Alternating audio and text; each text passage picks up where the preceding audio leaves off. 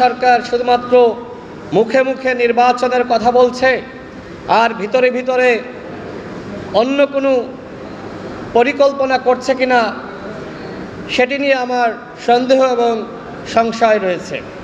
যদি সরকার ফেব্রুয়ারি মাসে নির্বাচন করতে চায় তাহলে যারা প্রশাসনে রয়েছে তাদের দায়িত্ব ছিল নির্বাচনমুখী আচরণ করা, তাদের দায়িত্ব ছিল জনগণকে সহযোগিতা করা, জনগণকে বোঝানো, সচেতন করা।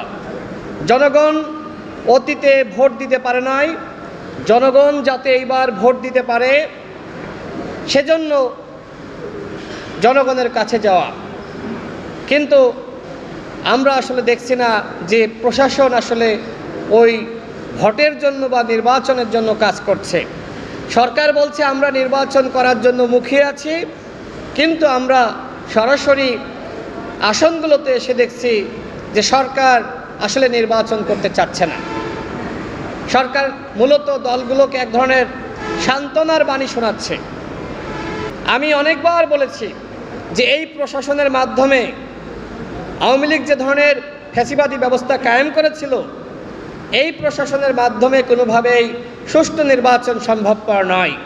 আমাদের এই অনুষ্ঠানে পুলিশ ভাইয়েরা আছে, তাদের দায়িত্ব এই অনুষ্ঠানে নিরাপত্তা দেওয়া, খুব ভালো কথা।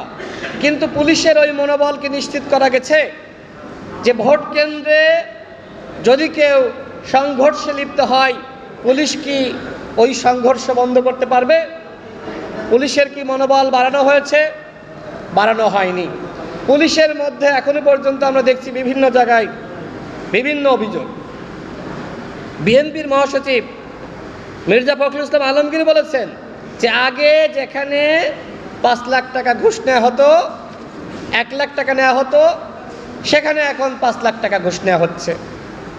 টাকা ছাড়া, তদবির ছাড়া কোথাও সঠিক নিয়োগ, প্রমোশন এগুলো আমরা দেখছি না। তার মানে আওয়ামী লীগের আমলে যা যা ছিল আমরা তো বর্তমানে তার কোনো পরিবর্তন দেখছি না। তাহলে কি নির্বাচনটা ওই আওয়ামী লীগের মতন করে আপনারা করতে চান? আমরা 14 সালে দেখেছি কিভাবে একতরফা নির্বাচন হয়েছে। আমরা 18 সালে দেখেছি কিভাবে নিশিরাতের নির্বাচন হয়েছে। দলগুলোর সাথে কিভাবে প্রতারণা করা হয়েছে। দলগুলোকে বলা হয়েছিল আপনারা আসেন, একটি সুষ্ঠু নির্বাচন হবে, অংশগ্রহণমূলক নির্বাচন হবে। আমরা 24 সালে দেখেছি কিভাবে স্বতন্ত্র ডামি মামি নির্বাচন হয়েছে। আমরা এইবারও শুনতে পাচ্ছি যে আওয়ামী লীগের যারা পদে ছিল, যারা অবৈধভাবে লুটপাট করেছে, কামিয়েছে, ব্যাংক চুরি করেছে, ব্যাংক থেকে ঋণ নিয়ে পরিশোধ করে না, ওই সকল ডামি এমপিরা, আওয়ামী লীগের নেতারা নাকি স্বতন্ত্র নির্বাচন করবে।